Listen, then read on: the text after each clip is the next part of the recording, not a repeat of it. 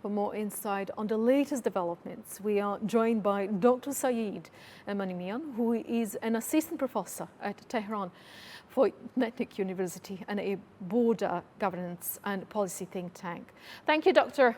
Emamia, for your time to Asiaonenews. So, Iran says it has reached an understanding with Oman on the Strait of Hormuz. So, how significant is this breakthrough, and what could it change?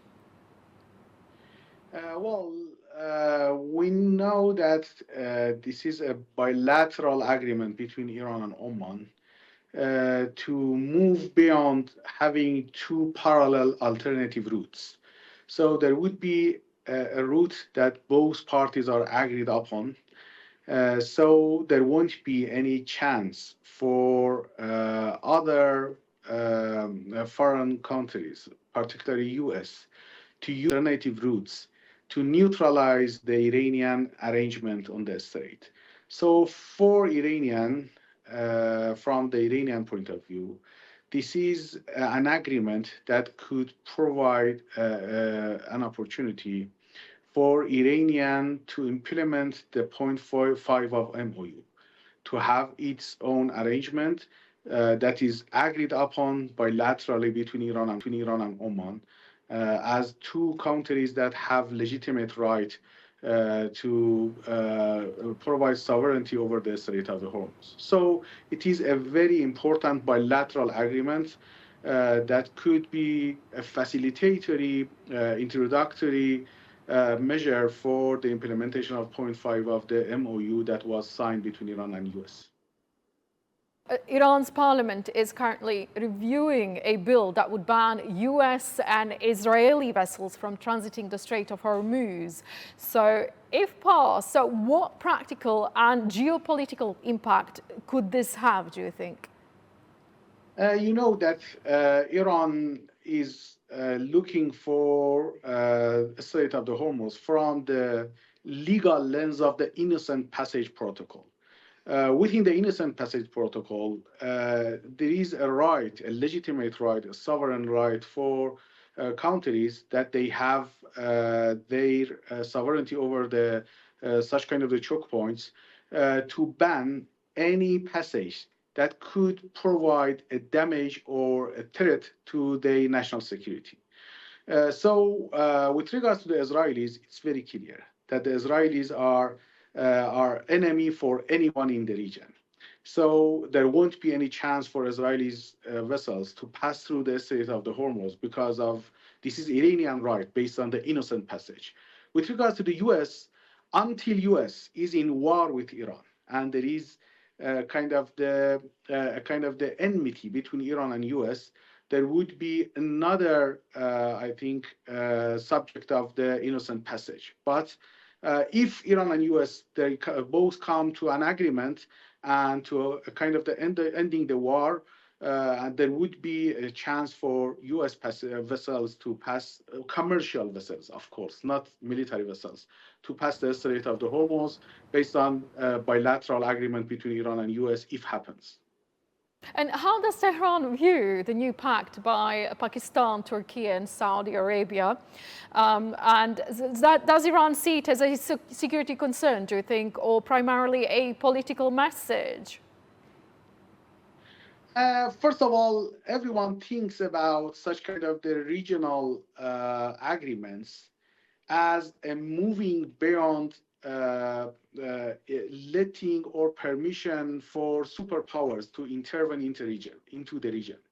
So from this point of view, Iran supports such kind of the regional multilateral agreements that are indigenous and without any interference from superpowers, international superpowers. And I think it's a very clear message that countries in the region have come to such kind of the agreement or conclusion that they can't rely on US security umbrella and they need to come together and to find some solutions for their security concerns. But with regards to the consequences of this pact for other actors in the region, I think Iran expects those countries, brotherly countries, to think about this regional security from a very inclusive point of view. So the pact shouldn't be a threat to anyone in the region. They should be an inclusive and very collaborative framework for security cooperation between regional actors. From this point of view, if it happens, it would be a beginning of a very indigenous, inclusive security framework for more collaboration between regional actors. So I think Iranian policymakers should think about this new agreement from this point of view. And I personally was asked or also was informed by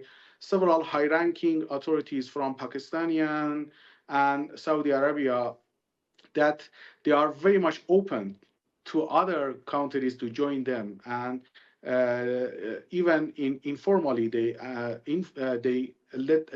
inform me that they have invited or they are going to invite others, including Iranians, to join to such kind of the regional multilateral agreements. So from this point of view, I think we think that it is a good development towards being more independent, more inclusive, and more autonomous with regards to the long history of several decades of the superpowers interference into the region that has brought in a lot of insecurity and war into the region rather than being a safeguard for regional security. President Trump says that the conflict is nearing an end, while Tehran says that it is not negotiating with Washington. So how do you explain these contradictory narratives? You know that the President Trump says a lot, and I won't see anyone to think about what he says as a serious argument. So he's changing his argument very rapidly. So no one is relying or trusting on what he says. But with regards to the Iranians, I think they have been consistently saying that we have agreed upon an MOU between Iran and US. And while MOU is never been fully implemented, there won't be any chance for Iran to talk with US with regards to other subjects.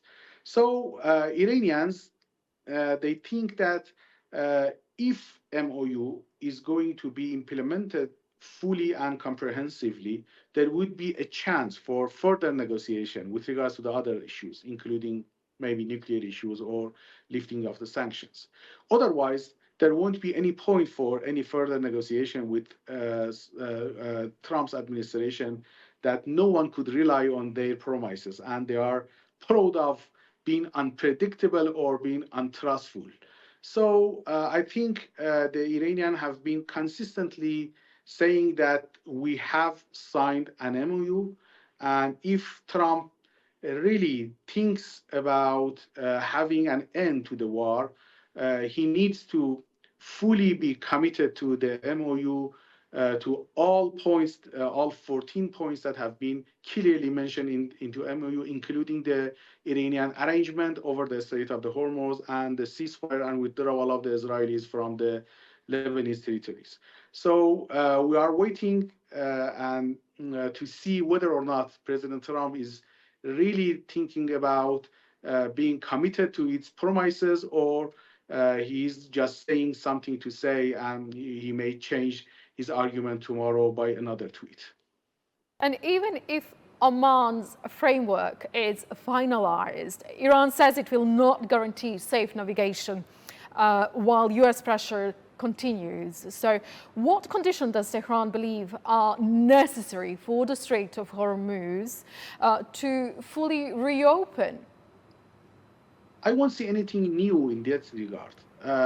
Iran has said that a strait would be reopened based on the MOU that has been signed between Iran and US to end the war that was unprovokedly imposed on Iran. So without a full implementation of the MOU, there won't be any point for the strait to be reopened. So in the war situation, Iran has its own legitimate right to use all geopolitical leverages, including the Strait of the Hormuz, to make sure that Iranian national security won't be threatened against. So the Iran-Oman bilateral agreement, as I said, is just a technical agreement over the routes. But the reopening of the strait needs to happen once the war was practically ended. And it means, in practice, if the MOU that was signed between Iran and US, that has 14 points, not just 1 point, was fully implemented, Iran would be committed to its promise to reopen the Strait of the Hormuz for commercial vessels, but based on the Iranian arrangement, as it was clearly mentioned in this in the point 5 of the MOU. So we need to distinguish between two things: technical agreement between Iran and Oman over the routes, one route, not two alternative routes, and the reopening of the strait that, based on the MOU, depends on the promises of the US to be fully implemented. Lifting of the blockade, naval blockade over the Iran, having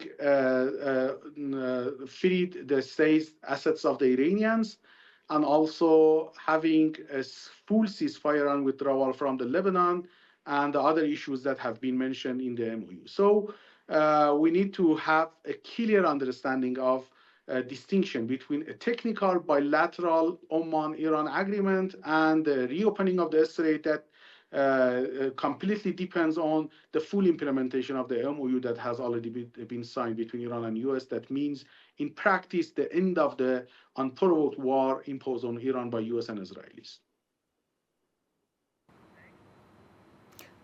Many thanks, Dr. Seyed, for your time.